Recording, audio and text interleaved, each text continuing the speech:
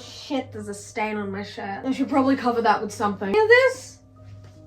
This'll work. The Mighty Ducks franchise is a very confusing franchise from the perspective of a Gen Zer like myself, due to the fact that by the time we were all born, the trend of sports movies from the 90s and early 2000s had well past fallen off. But a lot of us had still seen at least one or more of these movies. And in rewatching them, I had noticed that Bombay is a dickhead. This is gonna be somewhat of a recap video, but it's gonna be a recap video in the sense that I am going to be taking the piss out of Bombay so hard that I'm not even gonna let him get up. Because not only has this man put these children in danger, almost everything he does is to benefit himself. In the first Mighty Ducks movie, the point of his character is that he's an asshole. Except in the sequels, when we're meant to see him as some sort of inspiring father figure to not only just Charlie, but the team as a whole, he's still a right royal dickhead. So let's pull apart this 30-year-old franchise.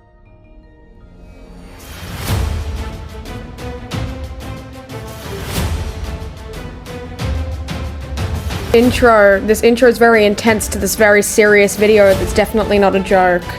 I'm very serious right now, huzzah. The first Mighty Ducks movie starts with Gordon Bombay winning a legal case through very sketchy loopholes, something that he flexes about throughout the opening scenes of the movie, where we see him harass his female co-workers, generally be a dick, and also drink and drive. And I don't mean drink and then drive, I mean drink at the same time as driving. This man was pounding back beers while behind the wheel. What the fuck? And so obviously he gets charged with drunk driving because duh. And for some reason, when he gets put on community service, his boss at the legal firm he works for had a say in his punishment. For some reason, they thought it was a good idea for him to coach Pee-wee hockey, i.e. teach children. So he gets there, he makes the limo driver, and for some fucking reason they've given him a limo driver, drive out onto the ice, and then he steps out, starts interrogating these kids, and is like, well, I've got stuff to deal with. Puts his hand inside his jacket like he's about to pull out a gun. These kids are scared shitless because they're in the bad side of town. Look at their gear. They are not living in a nice neighborhood, babe. He scares these kids shitless, almost kills them, and then when he gets back into his limo to take some calls, all the children pile in, and then as soon as they do that, Charlie's mom shows up and is like, hey, why are you driving on the ice? And Bombay's like, well, I just know that it's safe. How do you know it's safe? You just drove out on the ice. And I know that in the movie it is framed as Charlie's mom being too oversensitive and too worried. She is not oversensitive. She is not worried. The explanation, I just know, not good enough, Gordon. Eventually they go to a game after I'm not quite sure we even see him coaching them for more than like the 2 seconds that he drove out onto the ice, if you can even call that coaching. He was just kind of present at their practice. He sees the coach that coached him, and this is where we dive more into his really depressing backstory. And when I say really depressing backstory, I just mean he lost a Pee-wee hockey game when he was like 8. And yes, it was the championships, but also you were like 9, bro. Calm down. After that, he tries to coach the kids into either faking being hurt or hurting themselves on the ring to just try and get pity points, still not actually coaching them. Until like the only player that can fucking play, Charlie, is like, hey, I actually have a moral compass, I quit. And so he's sad, he goes to Charlie's house after having a heart-to-heart with the guy that owns the skate shop that apparently like was his mentor when he was younger. It hits on his mom and says sorry. Which great way to apologize, man. Like, and Charlie's like happy about it. What? That is so fucking crazy that Charlie is just fine with him hitting on his mom. He's just like, I mean, no one ever wants to date my mom. Why are you excited? If someone came, even if my mom was divorced, someone came up to my mom and they started hitting her, I'd be like, get the fuck away. That is my mother. So after that, Bombay is now actually trying to coach them a little bit, and I'm using the term coach very loosely because we never actually see him properly coach them. What we do see though is what I call Bombay's bullshit luck, because this man throughout these all of these movies just have the most talented skaters and hockey players fall into his lap. They just, oh, that is like the best enforcer. Oh, that's the kid with the best slap shot. Oh, that's the fastest youth hockey skater in the entire country. And they've just tripped and fallen into Bombay's team. And so we get introduced to Fulton, who has like a great slap shot. He can score 1 out of 5 goals. And later on, he'll become like a really big enforcer. Except, as I said, he basically just fell into Bombay's lap. He didn't go scouting for him. He didn't do anything.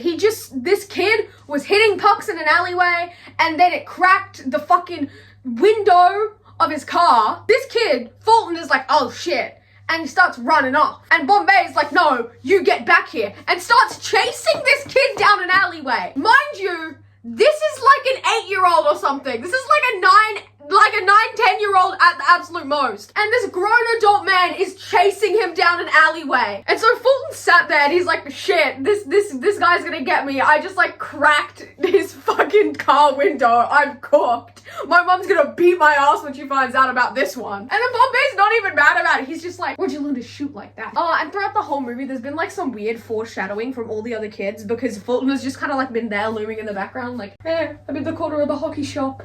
I'm in the corner of the hockey shop. And Bombay is like, why can't you play hockey? I can't. Why? Do you have any contracts? That's what the boys are saying. Whatever they're saying doesn't mean anything. So you can play? No, I can't. Why can't you play? I literally can't skate, you fucking moron. And so to fix the issue of Fulton not being able to skate, he decides to get all of these children, strap them in to rollerblades, including Fulton, who cannot skate. Never skated in his life, doesn't know how to skate, and take them through a busy mall. This is like the one time we see him train Fulton throughout the entire movie, literally just strapping him in to these skates and sending him through a busy shopping center. Just have fun, hopefully you don't die. He almost kills multiple people, by the way. And so at this point, he's gotten money off his boss at the legal firm in exchange for calling the team the Ducks, which is like, I think the legal firm's name or something. I don't know, it's stupid. But the reason that his boss wanted him to coach the Ducks, or the Pee Wee hockey team, was because he wanted him to learn teamwork and the value of that or whatever. But for some reason, he also agreed that the Hawks, their rival team throughout the whole movie, he agreed to try and let them bribe Bombay. What the fuck? That is like the dumbest motivation of all time. He's like, I need you to learn the value of teamwork and hard work. Also, I'll give you $50 if you lose the next game. And so obviously Bombay is like, no, I'm not taking that shit. Fuck you. Which is like the one time he actually has morals throughout the entire movie. And his boss is like, Didn't see that one coming. And then at this point, I don't know if it was like before or after they obtained Fulton, but because of a zoning error, one of the best players on their enemy team, the Hawks, gets moved to the Ducks. So now he's a Duck. And everyone fucking hates him for some reason, even though genuinely this kid did nothing wrong. What did he do? He played for a team. He played for a team he thought he should be playing for. Why are you mad about that? But you know what? They're children. I can't be too mad at them. Eventually, they get to the finale and they win and they do the flying V or whatever. And it's all la-di-da-di-da. But I'm going to take a break here to talk about the flying V. The flying V is quite possibly one of the stupidest fictional sports plays of all time. I'm just going to do a small diagram so you guys can see how the flying V works. That's what I think a hockey rink looks like. Don't quote me on that. It's just a very basic drawing. But it's like just a V. And it's like there's only like 1, 2, 3, 4, 5 kids in it, usually. Not to mention the fact that whenever they do it, they shout flying V from behind the net before getting into formation. Have we learnt nothing from Despicable Me? You don't announce your weapons until after you fire them, you dumb bitch. Because not only is this just objectively a bad play, all of your players are in like one spot. There's so many gaps for people to get in and around. Like 9 out of 10 times they do this in the movies. The enemy team's enforcer just goes straight through, steals the puck and scores a goal.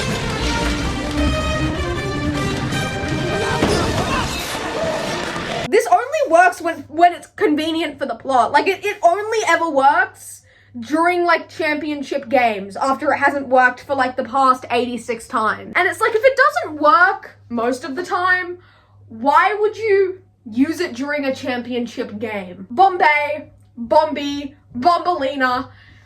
What the fuck? Moving on to the second movie, where Bombay is the biggest offender of dickheadery. Not only does he not train his team for most of this movie, he like abandons them multiple times. And not in like the way that he did in the first movie where he's like, I don't know, yada yada yada. Like, no, he fully just like dips halfway through this movie, but we'll get into that later. Bombay is now playing for the minor leagues. Okay, he's playing minor league hockey, except he injures himself on the rink and has to retire. Temporarily, permanently, not sure. But he goes back to his hometown and stays with, I think it's like the German brother of the skater guy that was like his mentor when he was a kid.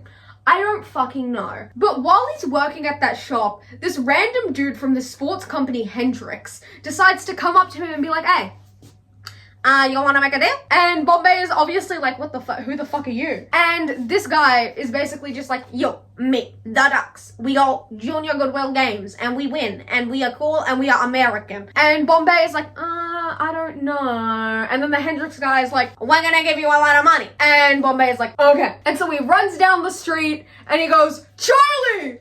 You wanna play some hockey? Doesn't explain shit to him, and it's very obvious that he didn't explain any of it to him. After Charlie gets all the Ducks together and they meet and the Hendrix guy pulls up and says something about the Goodwill games, literally all of them look confused. Bombay didn't explain shit, did he? So they get to the Goodwill games and we have more of Bombay's bullshit luck, i.e. he gets handed like some of the top hockey players in the country and he doesn't play half of them. Genuinely, he gets handed the best goalie in the country, top youth hockey goalie, and keeps her on the bench for 90% of the movie. So he is handed Dean Portman, top enforcer and defense, Louise, I can't remember the last name of, who's speedy but can't stop, Julia the Cat Gaffney, who is the top youth hockey goalie in the entire country, and Kenny Wu. Except, I guess he can pirouette, I don't know. He was a figure skater, and then the Hendrix guy apparently convinced him that hockey had more of a future. I don't know what that means, but this kid is tiny. Like, not to like dig into this kid is literally so fucking tiny. He gets his ass beat daily on the rink because of it, because Bombay doesn't teach them anything. Also, I low-key forgot to mention this, but they did have that one southern guy who's apparently a quote-unquote puck wrangler.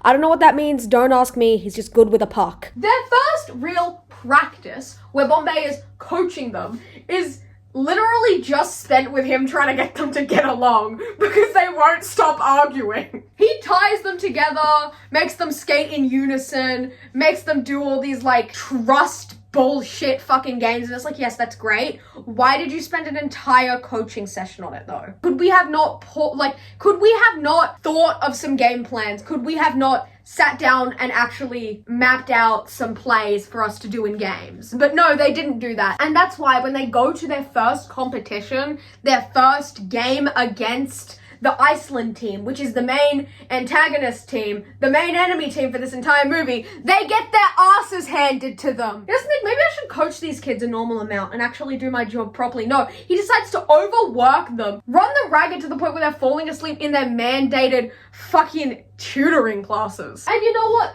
These kids, they're already not sleeping. They're a bunch of teenagers in dorms. They're in dorms during these games in LA. Of course they're gonna stay up. They're teenagers. Not to mention the fact that Bombay isn't even in the dorms with them, which I feel like there should be some sort of adult supervision. He's off in a mansion that Hendrix gave him. What?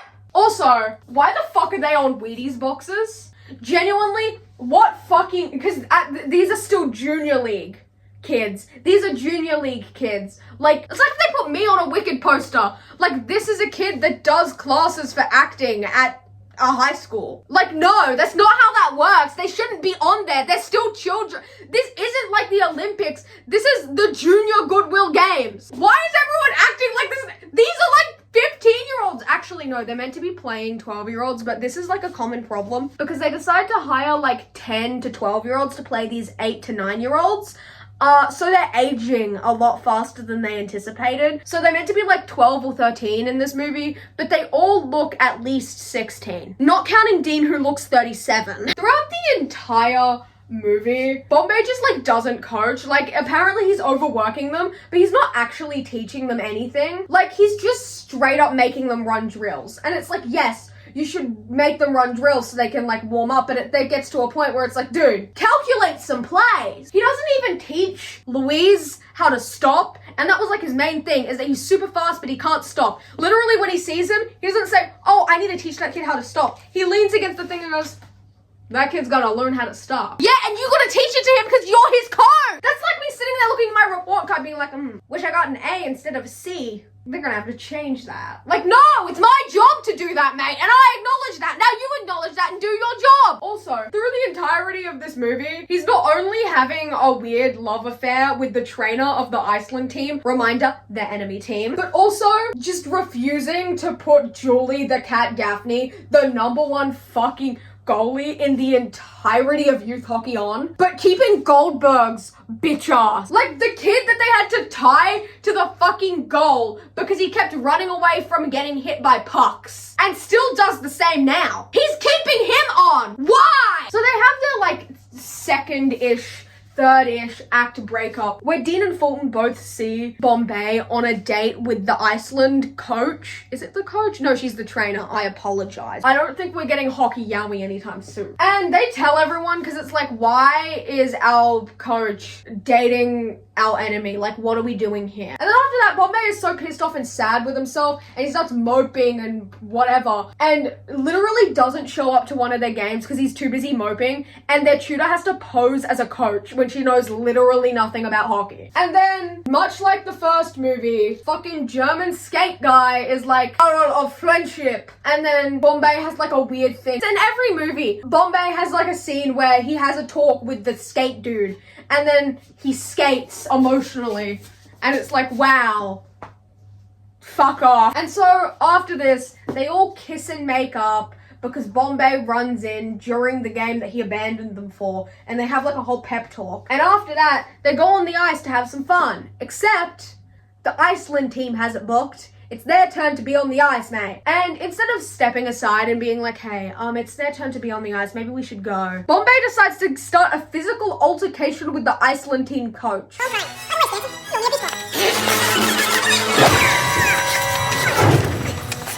Get out. And you're probably wondering, how has the team been so cohesive? How has the team been training if Bombay abandoned them for the last few days? Well, I'll tell you what, they were 1, running drills and training on their own on the field, and then 2, the magical moment that made them all click as a team again. Was it Bombay's coaching? Was it the fun they had after that game? No, it was a random group of kids they found on the LA streets teaching them how to play street hockey. That was the moment that made them come together as a team. Nothing to do with Bombay because Bombay's bitch ass can't do anything because he's an incompetent cunt. It was random kids in the middle of LA. What? And once again, Bombay does not seek out any new players because Adam is fully out because during a game with the Iceland team, one of the Iceland boys broke his hockey stick over Adam's wrist and they need a new player. And does Bombay go looking for one? Does he go to try and find one? No!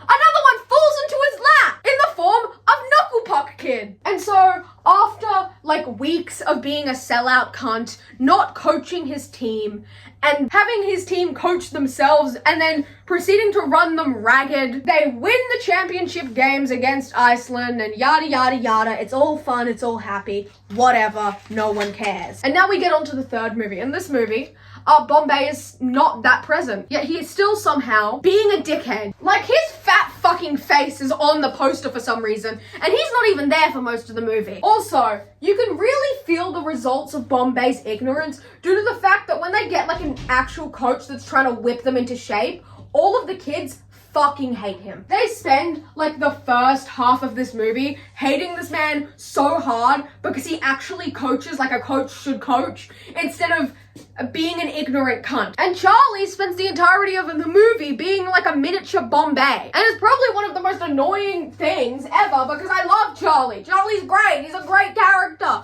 I grew up with these characters. Of course I'm gonna like it. But so all these kids get into this really fancy private school on scholarship, athletic scholarship, because their whole thing is that they're really big on hockey. Where normal high schools would have football jocks, they have hockey jocks. And throughout the entire film, the seniors, and basically just the varsity team, are just straight up dickheads to all of the Ducks, who are meant to be freshmen, but as I said, you hire a 12-year-old to play an 8-year-old, they age faster than expected. That's a college student. So Charlie finds out Bombay isn't going to be their coach because they just got scholarships. He wasn't hired by the school, he's not on the board, he's not on anything, he just went to the school like 30 years ago, I guess.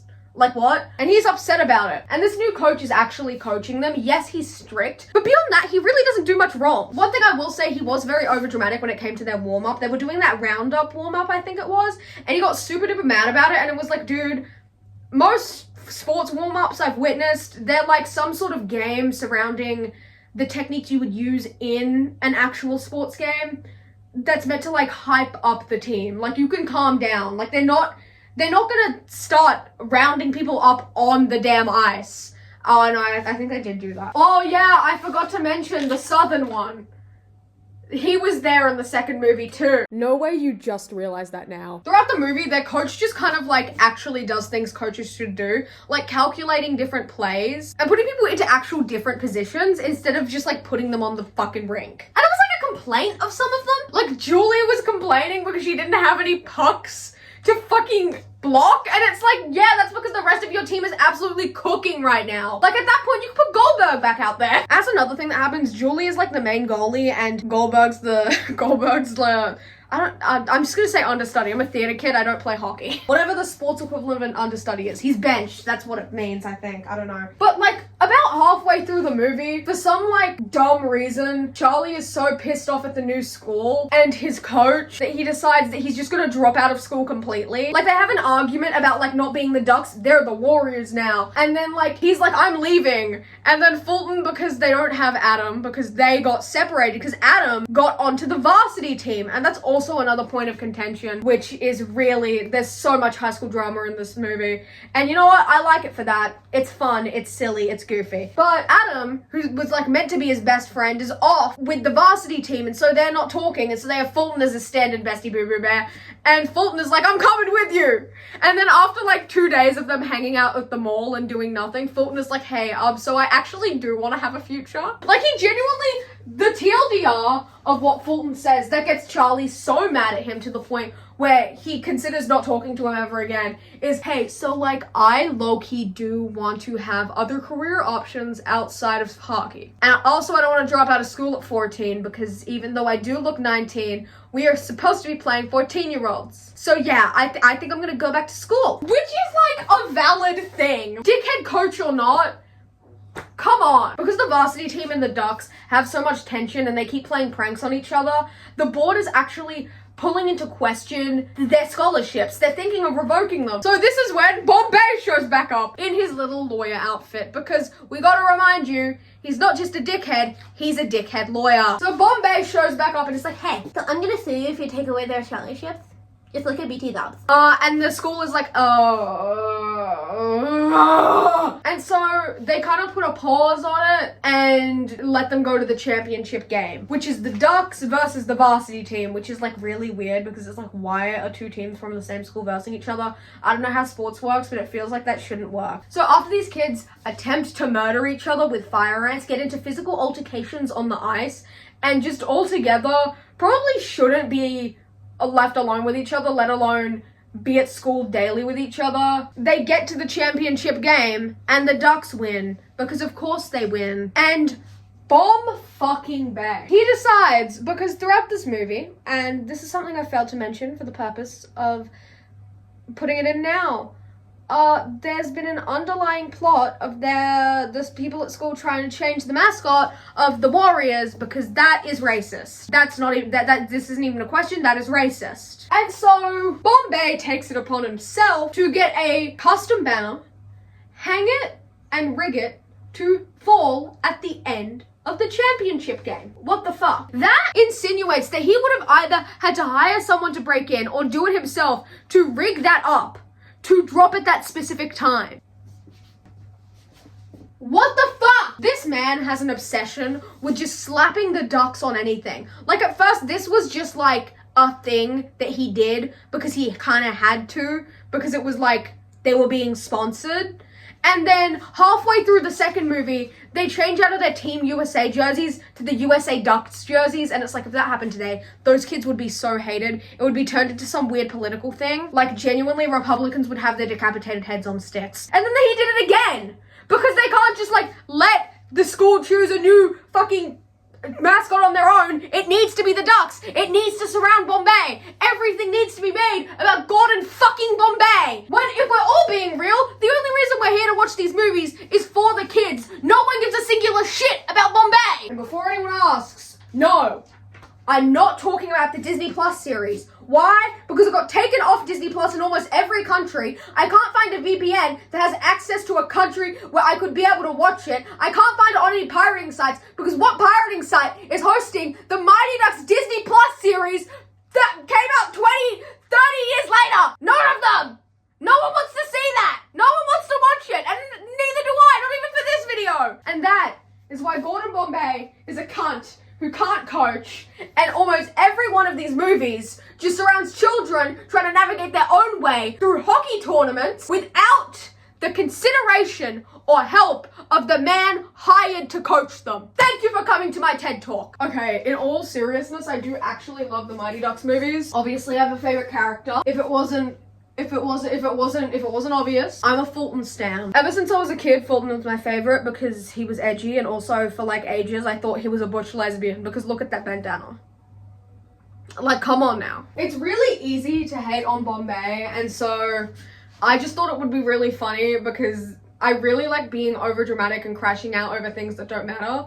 So if you want me to crash out over more things that don't matter, you should totally like and subscribe and comment down below what you want me to crash out about. Also, if you're like a 40-year-old man, because there's a weird like cult of 40-year-old men who are so infatuated with Gordon Bombay that they refuse to acknowledge that he's actually like low-key a shit character.